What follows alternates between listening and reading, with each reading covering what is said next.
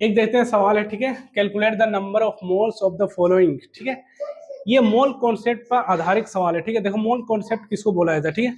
हम लोग जानते हैं, देखो वन मोल, वन मोल होता है कोई भी एलिमेंट का जो एटॉमिक मास होता है वही होता है वन मोल के बराबर, ठीक है। कोई भी एलिमेंट का, तो सपोज दैट सोडियम, सोडियम का एटॉमिक मास होता है कितना, 23 ग्राम, 23 ग्राम। तो यही वन मोल के बराबर होता है। सपोज दैट वाटर, ये तो एक एलिमेंट हो गया, अब दूसरा हो गया वाटर, H2O, ठीक है। ये हो गया वाटर। तो वाटर देखिए एक कंपाउंड है, तो वाटर का मास होता है 18 ग्राम, ठीक है। इसमें दो एलिमेंट मिलकर बना हुआ, तो यही वन मोल के बराबर होता है 18 ग्राम। समझे, इधर वन मोल बराबर सोडियम का है 23 ग्राम, इधर वन मोल बराबर हो गया 18 ग्राम। क्यों? क्योंकि ये 23 ग्राम होता है जो सोडियम का मास है, और ये उसका टोटल मास है। तो जो टोटल मास होता है किसी भी एलिमेंट या कंपाउंड का, वही होता है वन मोल के बराबर। तो ये मास में हो गया, और नंबर में होता है वन मोल बराबर 6.022 इंटू 10⁻23 एटम्स। इतना सारा एटम है, यानी कि एक मोल वाटर में इतना ग्राम होता है, ग्राम में, और एटम्स के मामले में इतना एटम होता है, किसी भी, सबका वही है। एटम्स के मामले में सब में इतना होता है, इसी को बोलते हैं एवोगाड्रो नंबर, ठीक है। अभी इसको सवाल को सॉल्व करते हैं, सवाल को सॉल्व करते हैं। हमको पूछा गया सवाल क्या है, 52 ग्राम ऑफ हीलियम, यानी कि देखो calculate the number of moles, moles को कैलकुलेट करना, और 52 ग्राम ऑफ हीलियम, यानी हीलियम का जो मास दे दिया है वो दिया मेरा 52 ग्राम। तो हम लोग जानते हैं 1 मोल ऑफ हीलियम बराबर होता है, तो हीलियम का जो मास होता है, हाइड्रोजन हीलियम, तो हीलियम का 4 ग्राम होता है, हीलियम का कितना होता है 4 ग्राम, ठीक है। तो 1 मोल ऑफ हीलियम का 4 ग्राम, यानी कि एक मोल में हीलियम का 4 ग्राम होता है।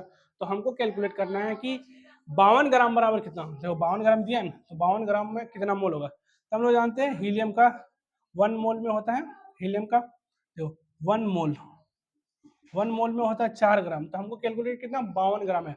तो 1 ग्राम का क्या होगा 1/4, 4 मोल।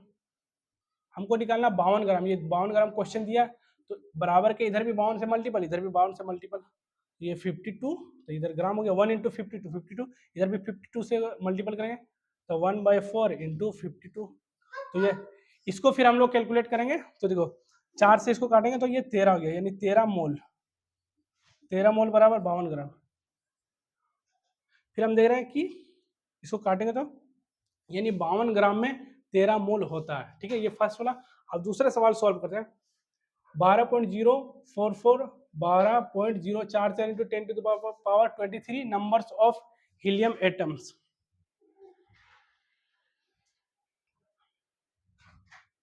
तो हम लोग देखते हैं, ठीक है। ये सेकंड वाला क्वेश्चन है, 12.044 into 10⁻23 numbers of helium atom है, ठीक है।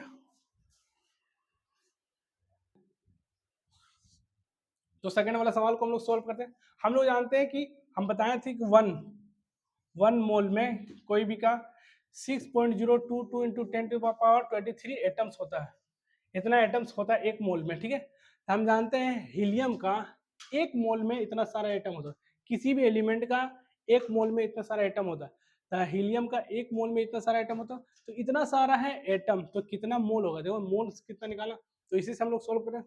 तो इतना सारा एटम में एक मोल, तो इतना सारा एटम दिया, तो देखो फिर वन एटम में देख लेंगे, वन एटम में ये पूरा गुना करे, ये पूरा गुना है वन से, ठीक है। वन एटम से गुना है, तो ये पूरा भागम हो जाएगा, तो 1/6.022 इंटू 10⁻23, ठीक है, मोल, इतना मोल है।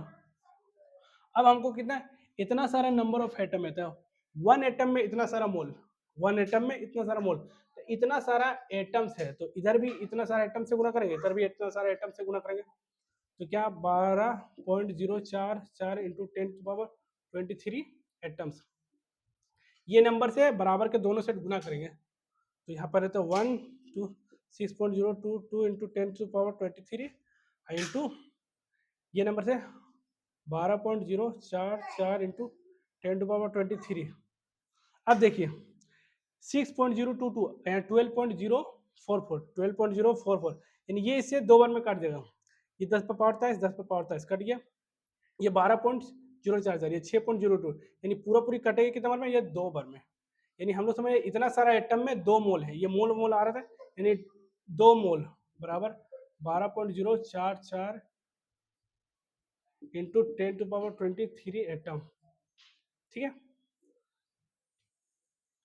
हम जानते हैं 12.044 इंटू 10⁻23 एटम्स। हम जानते हैं कि 6.022 इंटू 10⁻23 एटम्स में 1 मोल होता है, तो ये इससे डबल है। तो 1 मोल में इतना सारा एटम, तो इतना सारा एटम का 2 मोल होता है, क्योंकि ये इससे डबल है। ठीक है,